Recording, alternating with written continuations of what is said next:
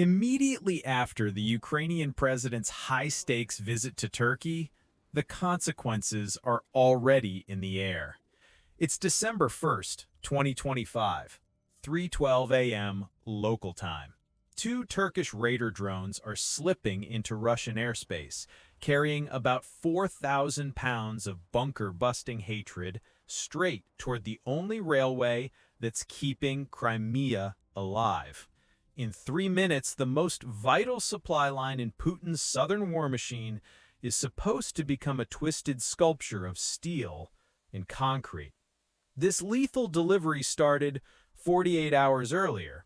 Moscow had refused entry to 3 Turkish cruise ships into Sevastopol, claiming, paranoidly, that Ukrainian intelligence might be smuggling attack drones inside tourists' bikini suitcases. Erdogan didn't hold the press conference. He picked up his secure line to Zelensky and delivered a very Turkish answer. Hold my tea. The target is not just any railway. This single line moves between 550,000 and 650,000 short tons of ammunition and heavy equipment every year. Cut these rails, and the logistics sustaining the Russian occupation of Crimea starts suffocating within 10 days. But there's a problem. This is deep inside Russian airspace, wrapped in some of the densest air defenses on the planet. Long-range S-400 batteries, medium-range Buk M3, point defense Pantsir S-2 systems, Su-30 fighters in an A-100 AWACS system circling overhead. The sky here is designed so that nothing bigger than a sparrow is supposed to survive. The idea that 2 prop-driven drones could slip through this billion-dollar firewall, drop 4,000 pounds of ordnance on a bridge and a tunnel, and then fly home for kebab sounds mathematically ridiculous. Yet Saberflight is already inside the kill zone. It's 3:08 a.m., 4 minutes to impact. The 2 Raider drones are skimming the black surface of the Don River like sharks on the night shift. They're flying nap of the earth, barely 120 feet above the water. At that altitude, they're hiding under the curvature of the Earth, below the long-range radar horizon of the S-400 batteries.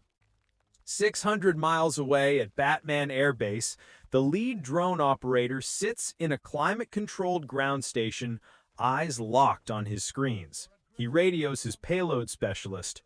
Watch the altitude. Don't let the props kiss the water. The onboard systems are doing most of the work. An electro-optical sensor suite quietly locks on to the faint thermal contrast of the railway bridge nearly 30 miles away. A green box appears on the targeting display. Track confirmed. Everything is freakishly smooth. If you've ever played a stealth video game, this is that moment when you're sure you've nailed a perfect run. You feel invisible. You assume the billion-dollar Russian air defense network is asleep, and you're wrong. At 3:11 a.m., the quiet dies. The 96L6E acquisition radar of an S-400 battery near Rostov completes a sweep. A tiny blip flickers on the screen.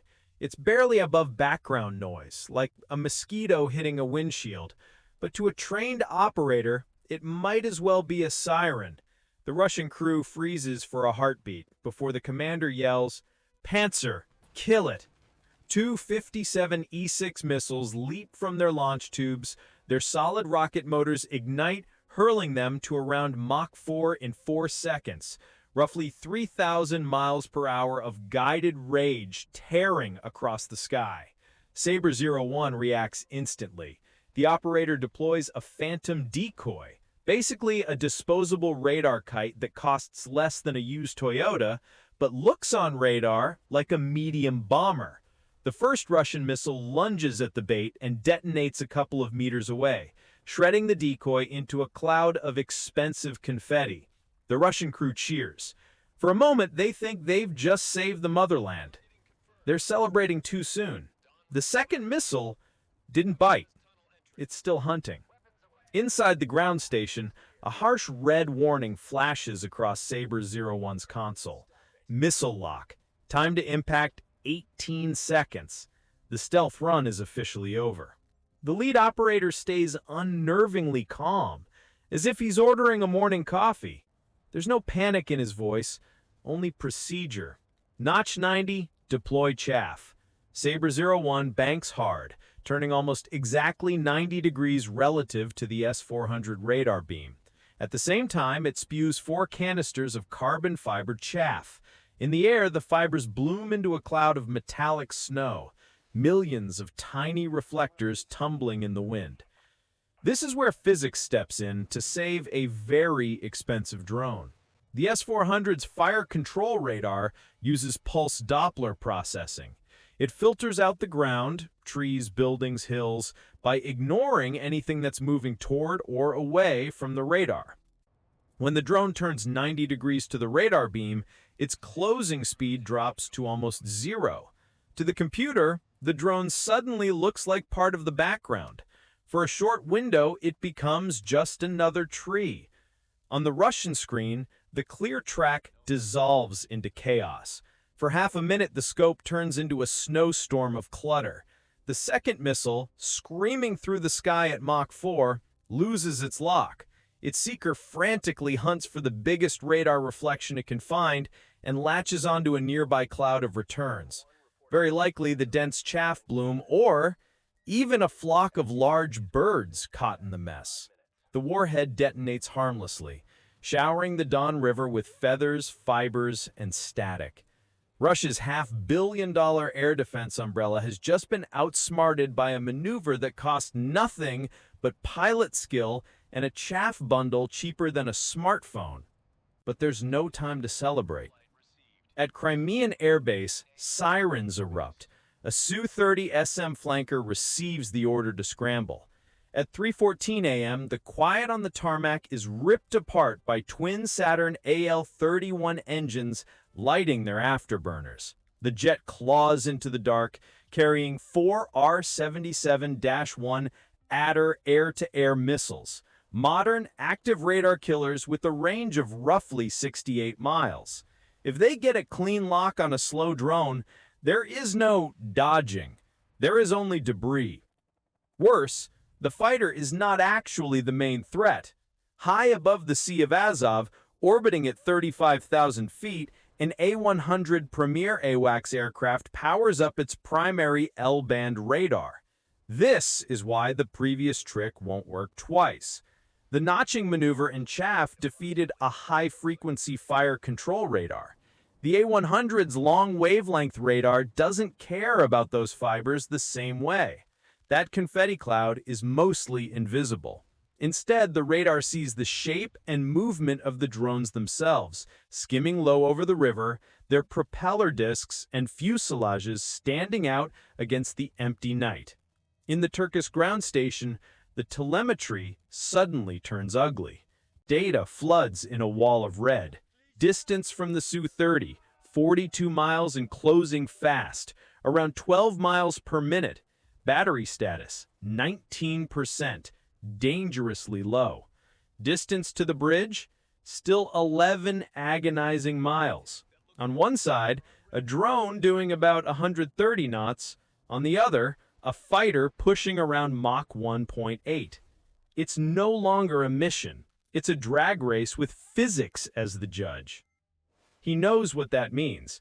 The R-77s on board the flanker are already spooling up their seekers, waiting for a fire control solution. In about 90 seconds, if nothing changes, both drones will be glowing wreckage on the Russian steppe. There is no standard maneuver for this. You can't outturn or outrun a missile when you're flying at the speed of a commuter car. He has 2 options: pray or play the card no one was supposed to admit exists. He flips a guarded switch on the upper console.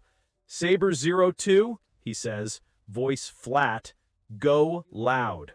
Until now, everyone assumed Sabre-02 was just a wingman with extra bombs. Suddenly, it breaks formation. throttling up to 160 knots and climbing hard to 800 feet. Then it switches on the Azumon electronic warfare pod at maximum power. In less than a second, the air around it becomes an electromagnetic war zone. The pod blasts across key X, Ku, and C-band frequencies with enough energy to turn a clean radar picture into pure static. The effect on the Russian fighter is instant and brutal. Inside the Su-30 cockpit, the radar scope goes from a single clean track target to a blinding wash of white noise. The fire control computer chokes. Every track disappears. The R-77s, milliseconds away from launch authorization, lose their lock and never leave the rails. From the pilot's perspective, it's like having his eyes ripped out just as he's about to pull the trigger. Even the A-100 feels it. High above, the all-seeing eye of the Russian airspace picture suddenly blinks. Its operators send a short, chilling message up the chain of command. We have gone blind. For about 48 seconds, a golden window opens. The Russians are deaf and blind in a key slice of the spectrum. Sabre 01 doesn't look back. It ignores the chaos of jets and jammers behind it and drives straight toward the Don River Bridge like a modern Ottoman arrow. The path is clear. The defenses are blind. For the next half-minute, nothing on Earth is in a position to stop it. Sabre 01 reaches its release point. The targeting computer crunches range, speed, and wind in a microsecond. 4 MAM-T penetrator bombs drop away from the wings. 2 are aimed at the central support pillar of the bridge. The other 2 arc toward the mouth of